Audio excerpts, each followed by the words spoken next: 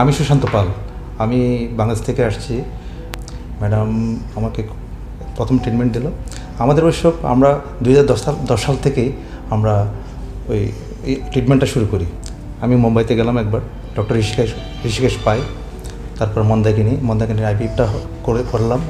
মন্দাকিনী আইভিএফটা আমাদের ফেলিওর হলো না। এখন এরপরে আমরা আরও ট্রাই করলাম। 2010 সাল থেকে 2017 সাল পর্যন্ত আমরা ট্রিটমেন্ট করলাম।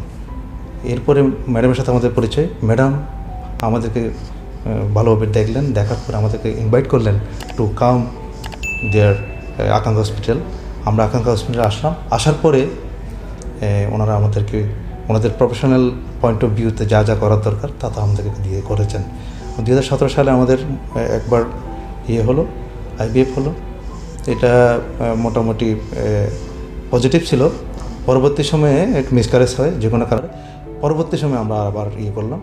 এখন আমাদের কম পজিটিভ এবং আমরা একটা লাভলি বাচ্চাকে পেয়েছি এবং আমরা সুখী। এবং ম্যাডাম আমাদেরকে যেভাবে আমাদেরকে সাপোর্ট করেছেন, এটা বলার মতো না, অবর্ণনীয়।